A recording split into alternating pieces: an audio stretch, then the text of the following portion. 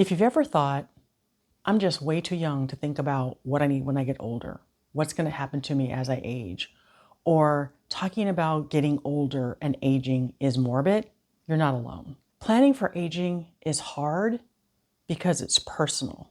And it's even harder because our society doesn't teach us that it's okay to talk about what we want as we get older or what we want when we pass away. It's been thought of as so much taboo that we just avoid it. But what if we took a different look at it and we started to see it for what it is? It is a personal choice like all other personal choices that we make. Our health care, how we want to eat, what kind of car we want to drive, where we want to live. We just have to take that to the next level and say, how do those things need to evolve as we get older? It is a thought process that we should take very slow, methodically, and intentionally. If you're new here, hi, I'm Vicki, and I have worked in healthcare administration for over 30 years and been a family caregiver for what feels like my entire lifetime.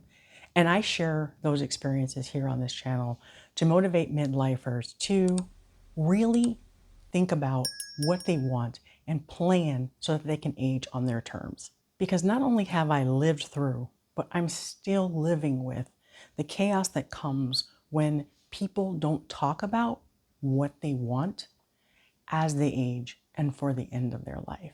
I've watched loved ones struggle with dementia, and I've lived through legal cases of family members who passed and didn't have a will or had their lives taken over by a conservator because they didn't confide in the family and have those tough conversations and ask for help.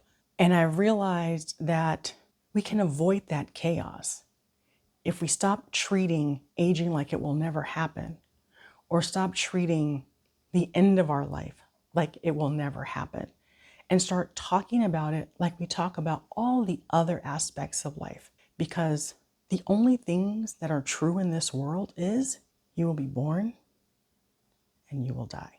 It's just a simple fact of life, and avoiding it doesn't mean it's never going to happen. But here's what I've noticed from the comments that many of you have made in some of my past videos about estate planning and having those tough conversations. You don't really know how to get started. It's overwhelming to now completely change your thinking into, I'm just living, I'm living, I'm living, and now starting to plan for the end. And while I might make it seem like it's just something you just have to do and just get it done, I get it, because I didn't just have it done.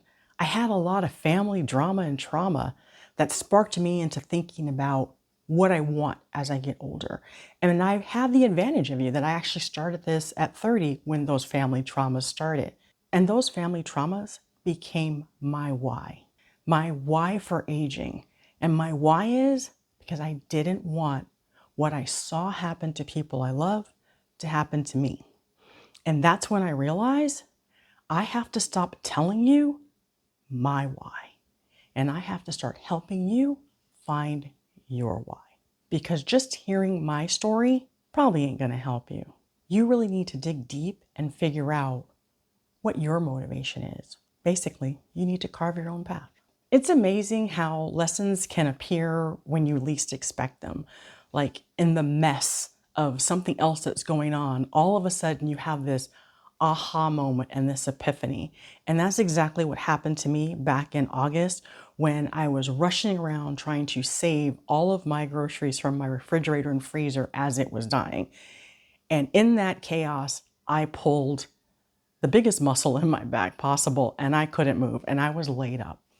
And being laid up, I had a lot of time to think. I actually pulled out my journal, but not in the traditional sense. I pulled out my phone and started taking notes in my phone because it was easier than trying to write, because that latissimus, or as I tell Michael, that muscle was hurting me so much even to write or just to barely move. So I started journaling, something that I had stopped doing probably maybe 15, 20 years ago, because as you climb the corporate ladder, you are forced to take more and more leadership and thought leadership and servant leadership trainings, and they all have a journaling component to you. And they tell you, just think about this. Just write what you think, write what you feel. There is no right or wrong answer.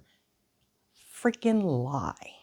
Because the second you get into the group and you start to share your thoughts and you start to share your feelings, they take that and they twist it into the propaganda and basically tell you the way you were thinking about it is not correct.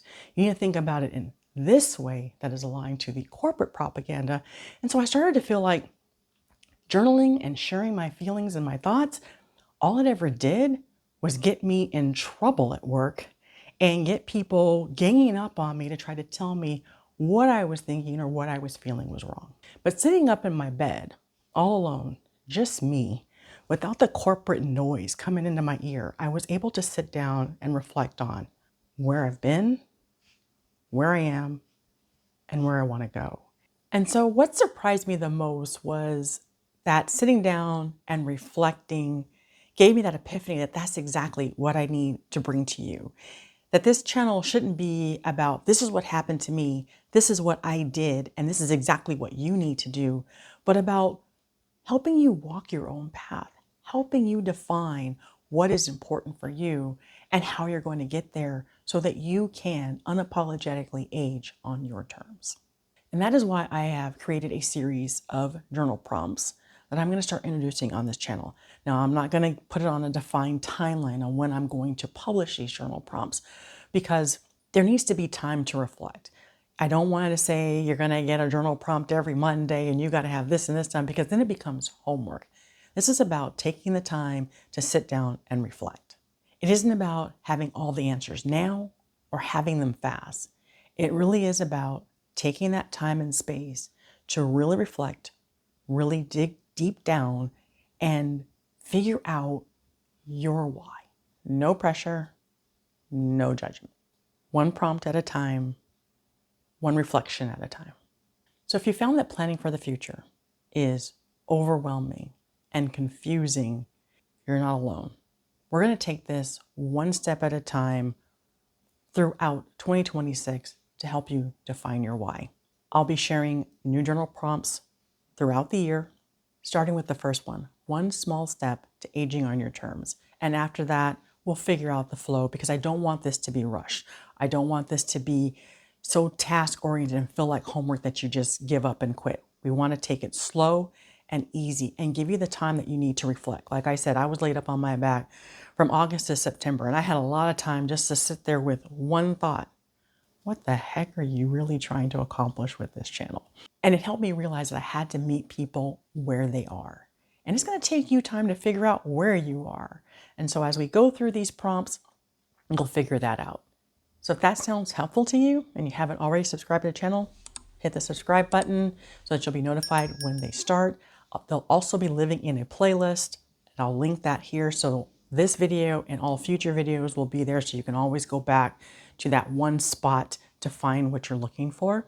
And if you want a little bit more inspiration about planning for aging, check out this video here where I sit down and talk about my personal journey from discovery to aging on my terms. Thank you so much for watching, and I'll see you in the next video.